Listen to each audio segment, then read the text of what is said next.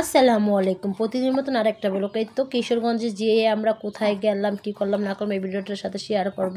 তো এই তো কিশোরগঞ্জে নামাজ পড়ার পাগলা মসজিদে নামাজ পড়ার পরে আমরা একটা ভাইয়ার বাসায় যাব খাওয়া দাওয়া করতে। আমরা হোটেলে খাই নাই কেন, এই জন্যই কারণ ভাইয়া আগে থেকে আমাদের বলে রাখছিল এই ভাইয়াটাই যে সামনে ভাইয়াটার বাসায় যাব।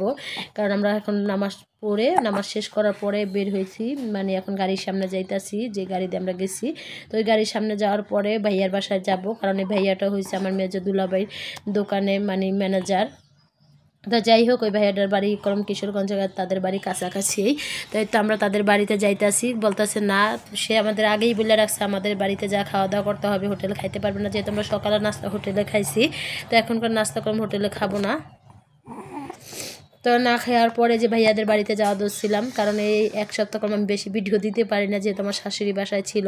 এখন দিন দিন করে সুন্দর সুন্দর ভিডিও পাবেন ইনশাল্লাহ, কী করলাম না করলাম, শাশুড়ি কী খাওয়া দাওয়া করালাম না করালাম।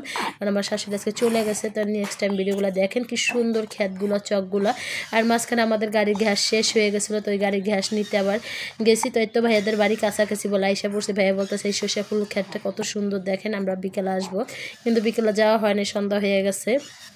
তো যাই হোক, এই তো আমরা যাইতেছি যে আমরা ভাইয়ার বাড়িতে আইসা পড়ছি, মানে ভাইয়ারা অনেক কিছু আয়োজন করছে। তো ভাইয়াদের এই যে বাড়িতে উঠতেছি, গ্রামের বাড়িগুলো আমার কাছে অনেক ভালো লাগে, যার যেরকমই হোক না কেন, কিন্তু অনেক ভালো লাগে। তো এই তো আমরা সবাই বসছি, আমাদের আপ্যায়ন করলো, শরবত ছিল, লেবু শরবত দিছিল। তো আমরা বলতেছিলাম আর কিছু দিয়ে না, যেহেতু আমরা ফল টল নিয়ে গেছিলাম, মিষ্টি মুষ্টিগুলো আমরা দিতে নিষেধ করছি, কারণ আমরা বলতেছিলাম ক্ষুধা লাগছে, ভাতের ক্ষুধা, এখন ফল দিলে খাবার নষ্ট হয়ে যাবে।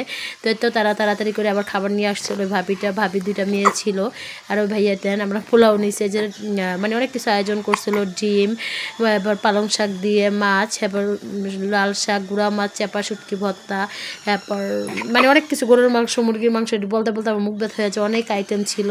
এই যে লটকা শুটকি ভুনা, অনেক কিছু, মুরগির মাংস, এই মাংস। তো আমরা আস্তে আস্তে খাওয়া দাওয়া করতেছিলাম। তো এই তো গরুর মাংস নেওয়ার পর মুরগির মাংস, এগুলো আস্তে আস্তে আমি ভর্তাতেই বেশি ভাত খাইছি চাপার সাথে। এই তো ভাইয়াদের বাড়ি, মশলা দিলে ভাইয়াগুলো বাড়ি দেখুন অনেক সুন্দর পরিবেশ, মশলা দিলে দেখেন সিম গাছগুলো কত সুন্দর সিম ধরে রাখছে। আমি তো সুযোগে যাই একটু করে ভিডিও করে। আর ভাইয়াদের সামনে একটা বড় ক্ষেত, মানে ক্ষেত বলতে চক, কার এলাকা কি বলেন একটু কমেন্টে জানাবেন অবশ্যই।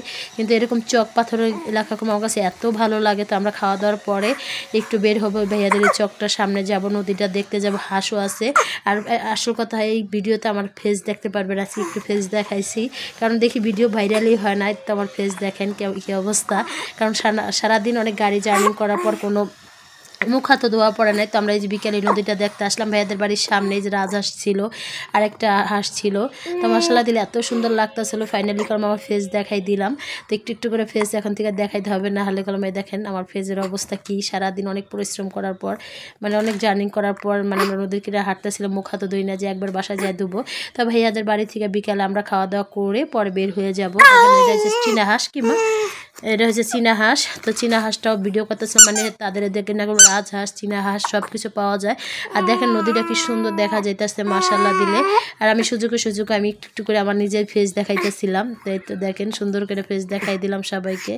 আর এদিকে একটা গরু ছিল, গরুটা বান্ধা ছিল, আমরা একটু গরুটার সাথে আবার দুষ্টামি করতেছিলাম। গ্রামের বাড়িতে গেলে এরকম পরিবেশ দেখলে অনেক ভালো লাগে, কার কাছে কেমন লাগে জানি না। তো কিশোরগঞ্জে যে মন ফ্রেশটা হয়ে গেল, কারণ এবার গ্রামের বাড়িতে যাই নাই শীতে, কিশোরগঞ্জে যে এখন মন দেন। আর এই রাজহাঁসটা ছেলেটাকে এমন একটা দৌড়ান দিছে, ছেলেটা তো ভয়ে নাইকা। তা আমরা তো হাসতেছিলাম। তাই তো আমরা একটু চকে থেকে আইসা একটু বাসায় আসলাম। তো বাসায় আসার পর হালকা পাতলা একটু নাস্তা নুস্তা করার পর পরে বের হয়ে যাব। তো তখন ভিডিও করি নাই। তো আমরা দেখি সন্ধ্যা হয়ে যেতেছে, তো আমরা বের হয়ে যেতেছি ভাইয়াদের বাড়ি থেকে, এই যে রাস্তা তাদের।